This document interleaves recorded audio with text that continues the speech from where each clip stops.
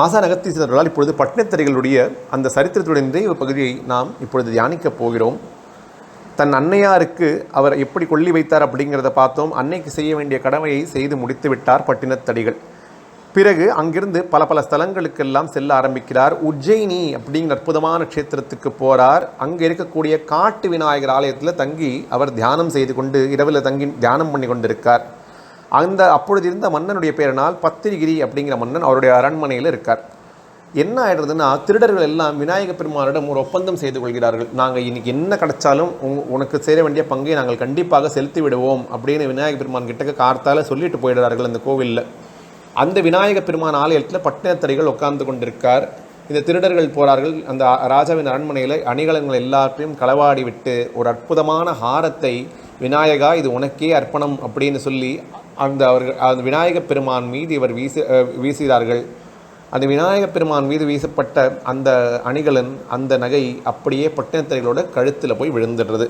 காவலாளிகள் அடுத்த நாள் காலையில் வருகிறார்கள். வந்து இந்த அணிகலன் இவருடைய கழுத்தில் இருக்குது அப்படின்னா கண்டிப்பாக இவர்தான் இந்த நகையெல்லாம் களவாடினார், இதில் சந்தேகமே வேண்டாம் அப்படின்னு சொல்லி பட்டினத்தடிகளை அரண்மனைக்கு இழுத்து சென்று விடுகிறார்கள். அப்பொழுது அந்த அரசன் சொல்கிறான், கண்டிப்பாக நீதான் இவ்வாறு செய்தாய் அப்படின்னு சொன்னால், பட்டினத்தடிகள் எனக்கு இது எதுவுமே தெரியாது, நான் விநாயக பெருமான் நோக்கி தியானத்தில் தான் அமர்ந்து கொண்டிருந்தேன், எனக்கு இது எதுவுமே தெரியாது, நான் எந்த தவறும் செய்யவில்லை அப்படின்னு சொல்கிறார். ஆனாலும் அங்கு அவர்கள் ஒற்றுக்கொள்ளாமல், இப்பொழுது நீ இந்த குற்றத்துக்காக உனக்கு கண்டிப்பாக மரண தண்டனை கண்டிப்பாக கிடைக்கத்தான் போகிறது, நகை எங்கே என்று சொல்லிவிடு அப்படின்னு சொன்னப்பும் கூட பட்டினத்தடிகள் நான் எதுவுமே செய்யவில்லை அப்படிங்கிறதை தான் மறுபடியும் சொல்கிறார். ஆனாலும் அந்த அரசன் அதை ஏற்காமல் இந்த பட்டினத்தடிகளை கழுமரத்தில் ஏற்றி இவருடைய உயிர் பிரியட்டும் அப்படிங்கிற கட்டளையை இட்டு விடுறார். அப்பொழுது பட்டினத்தடிகள் அவருடைய வாயிலிருந்து அற்புதமான வார்த்தைகள் ஒன்று வருது. என்ன அப்படின்னா, இந்த உடம்பெடுத்த பின் நான் எந்த தீவினையும் யாதொன்றும் யாருக்கும் செய்யவில்லையே, அதனால் இது நான் முன்னாடி செய்த தீவினை தான் இங்கனமே வந்து மூண்டதுவே அப்படின்னு ஒரு பாடல் பாடுறார். அந்த பாடலை பாடுறார். எப்போ பாடுறாருன்னா, இவரை கழுமரத்துக்கு கூட்டிகிட்டு போகிறார்கள். கழுமரம் அப்படிங்கிறது ரொம்ப ஒரு கொடூரமான மரண தண்டனை வழங்கக்கூடிய ஒரு விஷயம். அந்த விஷயத்துக்கு அந்த கழுமரத்துக்கிட்டக்க போய் இவர் அப்படியே போய் பாடுறார். அந்த பாடினொன்ன எந்த தீவினையால் இப்படி மூண்டதுவோ அப்படின்னு சொல்லி இவர் கேள்வி கேட்கும் பொழுது அந்த கழுமரம் வெடித்து சிதறி தீப்பற்றி எரிய ஆரம்பித்து விடுகிறது. அப்படி அடுத்த க்ஷணமே பத்திரிகிரியார் இவருடைய பாதங்களில் விழுந்து வணங்கி, குருநாதா தாங்கள் என்னை மன்னிக்க வேண்டும், நான் இக்கணமே எல்லாவற்றையும் துறந்து உங்களுடைய சிஷ்யராகவே வந்து விடுறேன், என்னை ஏற்றுக்கொள்ளுங்கள் அப்படின்னு சொல்கிறார். அதுபோலவே பட்டினத்தடிகளும் பத்திரிகிரியாரை சிஷ்யராக ஏற்றுக்கொள்கிறார். பட்டினத்தடிகளுடன் பல தலங்களுக்கு தரிசனம் செய்து கொண்டே வரார் அந்த முன்னாடி ராஜாவாக இருந்த பத்திரிகிரியார்.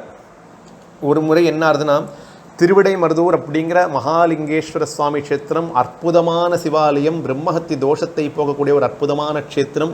கண்டிப்பாக வாழ்நாளில் ஒரு முறையாவது தரிசிக்க வேண்டிய சிவாலயங்கள் அப்படின்னு ஏதாவது ஒரு லிஸ்ட் இருக்குன்னு சொன்னால் நிச்சயமாக இந்த திருவிடைமருதூரில் கூடிய இந்த மத்தியார்ஜுன க்ஷேத்திரம் கண்டிப்பாக அதில் இடம் பெற வேண்டும்.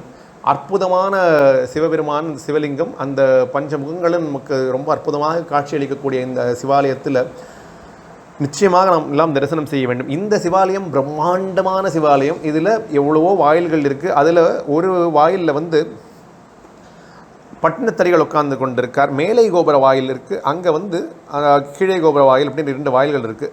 இவங்க ஒரு வாயிலையும் இந்த குருவும் சிஷ்யரும் உட்கார்ந்து கொண்டிருக்கார்கள்.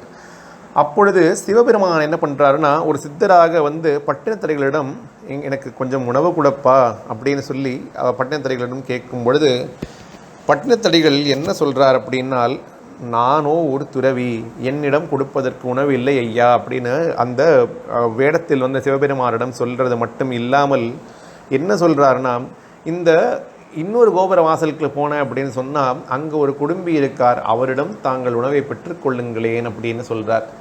இது வந்து அந்த சீடரோட காதுக்கு வருது. இதற்காக அவருக்கு குடும்பஸ்தர் அப்படின்னு குரு சொன்னார் அப்படிங்கிறத யோசிக்கணும். முன்னாடி ஒரு பெரிய ராஜாவாக ரொம்ப ஒரு அற்புதமான வாழ்க்கையை வாழ்ந்து கொண்டிருந்தார் இந்த பத்திரிகிரியார்.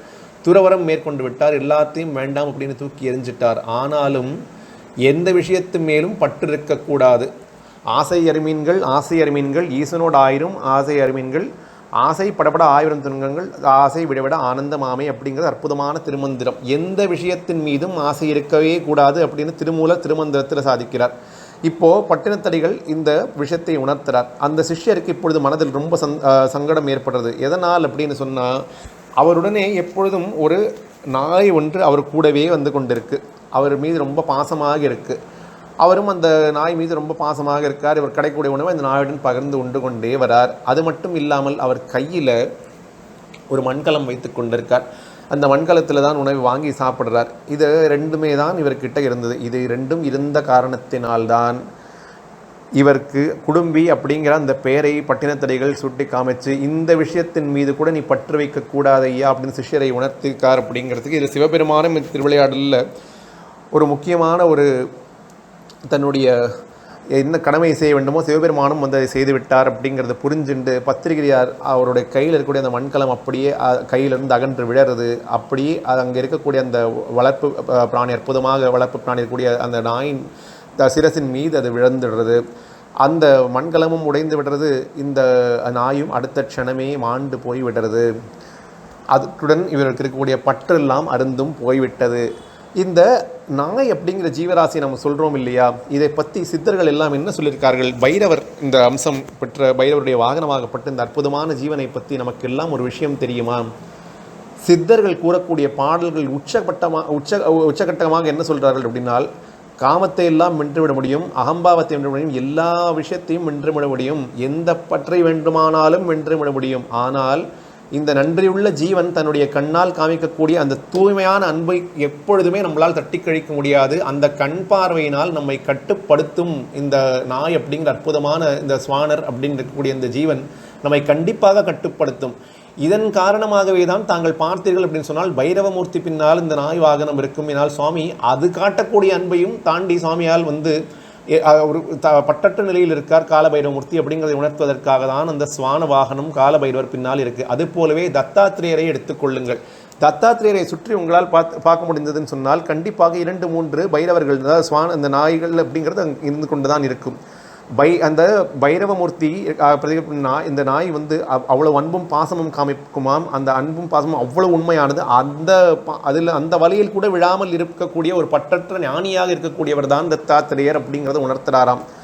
அதனால் இந்த நாயாக பிறந்த இந்த ஜீவன் அடுத்த ஜென்மத்தில் என்ன ஆகிறது அப்படின்னால், அடுத்த ஜென்மத்தில் அது அரண்மனையில் ஒரு அரசன் மகளாக பிறக்கிறார். அப்பொழுது அந்த ஜென்மம் அந்த பூர்வ ஜென்மம் இருந்த காரணத்தினால் மறுபடியும் பத்திரிகையாரை வந்து இந்த அம்மா தரிசனம் செய்ய வருகிறாள்.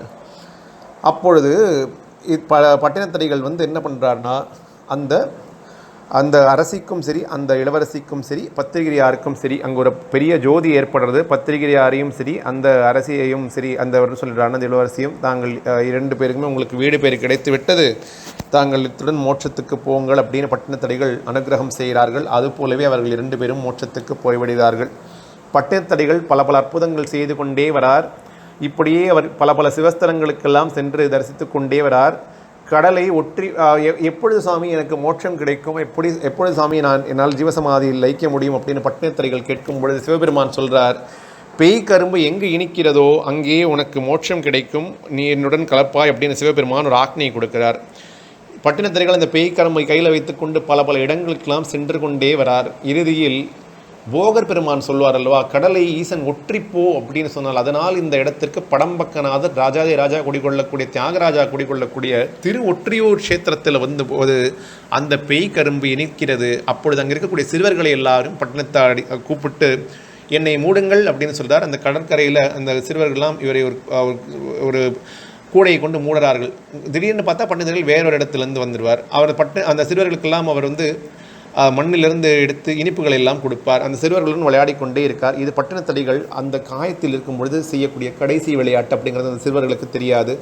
மறுபடியும் கூடையில் என்னை மூடுங்கள் அப்படின்னு சொல்லார். திடீர்னு பார்த்தா வேறு இடத்துல நடக்க ஆரம்பிப்பார். 3வது முறை அவர் என்னை மூடுங்கள் அப்படின்னு சொன்னார். கொஞ்ச நேரம் கழித்து எங்கேயுமே அவர் வரவில்லை. இப்பொழுது அந்த சிறுவர்களுக்கெல்லாம் கொஞ்சம் பதற்றம் வந்து கொண்டது. இப்போ என்ன பட்டினத்தடிகள் என்ன ஆனார் அப்படிங்கிறது யோசித்து கொண்டிருக்கும் பொழுது அந்த கூடையை திறந்து பார்ப்போம் அப்படின்னு சொல்லும்பொழுது அங்கே ஒரு சிவலிங்கம் இருந்ததாம். அத்துடன் பட்டினத்தடிகள் அந்த இடத்திலேயே ஜீவசமாதியை லயித்து விட்டார். திருவொற்றியூர் அப்படிங்கிற அற்புதமான க்ஷேத்திரத்தில் மிகவும் சக்தி வாய்ந்த ஜீவசமாதி. அவருடைய பாடல்கள் எல்லாம் நாம் படித்தோம் அப்படின்னு சொன்னால், குறிப்பாக அன்னை பற்றி எழுதியிருக்கக்கூடிய அந்த அற்புதமான பாடலை நாம் கேட்டோம் அப்படின்னு சொன்னால், அதுபோலவே அவர் எப்படியெல்லாம் நாம் பற்றற்று வாழ வேண்டும் அப்படின்னு கச்சி ஏகம்பன் மீது பாடல் எழுதியிருக்கார். சிவபெருமான் மீது பக்தி வரக்கூடிய அற்புதமான பாடல்களை எல்லாம் இயற்றிய இந்த பட்டினத்தடிகளுடைய ஜீவசமாதியை நாம் சென்று தரிசித்தோம் அப்படின்னு சொன்னால் நமக்கு சகலவித ஐஸ்வர்யங்களும் கிடைக்கும். அப்படிங்கிறதுடன் சேர்த்து எல்லாத்துக்கும் மேலாக விவேகமும் வைராக்கியமும் நமக்கு கைவர கிடைக்கும். திருவிடை மருதூர் இந்த மருதாவாணர் அந்த திருவெண்காடு ஸ்தலத்தில் தொடங்கிய இந்த பட்டினத்தடிகளுடைய பயணம் திருவொற்றியூரில் வந்து முடிந்தது அப்படின்னு சொன்னால், இதற்கு பிறகு எவ்வளவோ மகான்கள், பாடகச்சேரி ராமலிங்க சுவாமிகள், ஹைகோர்ட் அப்புடு சுவாமிகள், இது போன்ற எவ்வளவோ மகான்கள், அப்பர் சுவாமிகள், எவ்வளவோ மயிலாண்டவர் சொல்லலாம், ரோமச மகர்ஷி சொல்லலாம், எவ்வளவோ மகான்களுடைய ஜீவசமாதி திருவொற்றியூர் அப்படிங்கிற புண்ணிய பூமியில் இருக்குது. வீரராகவ சுவாமிகள், எவ்வளவோ சுவாமிகள் சொல்லிக்கொண்டே போகலாம். இந்த திருவொற்றியூரில் பட்டினத்தடிகளுடைய ஜீவசமாதிக்கு தரிசனம் பண்ணணும் அப்படின்னு நம்ம நினச்சோம் அப்படின்னு சொன்னால், அந்த இடத்தில் ஒரு நாள் அப்படியே நம்ம ஒதுக்கி விட்டோம் அப்படின்னு சொன்னால் பல மகான்களுடைய ஜீவசமாதி நம்மளால் தரிசிக்க முடியும். ஒரு சங்கராச்சாரியாருடைய அதிஷ்டானம் கூட அங்கே திருவொற்றியூரில் அமைந்திருக்கு. இந்த அற்புதமான சித்தர் பூமியாகப்பட்ட திருவொற்றியூர் க்ஷேத்திரத்துக்கு சென்று பட்டினத்தடிகளின் அருளுக்கு அனைவரும் பாத்திரமாகி ஞானமும் விவேகமும் வைராக்கியமும் பெற வேண்டும் அப்படின்னு எல்லாம் வல்ல அன்னை அங்காள பரமேஸ்வரி அம்மனை வேண்டி கேட்டுக்கொண்டு இப்பொழுது பேசப்பட்ட வார்த்தைகள் அனைத்தையும் அவளுடைய பாதங்களில் சமர்ப்பணமாக வைத்து இந்த உரையை நிறைவு செய்கிறோம். ஓம் நமோ வெங்கடேசாய.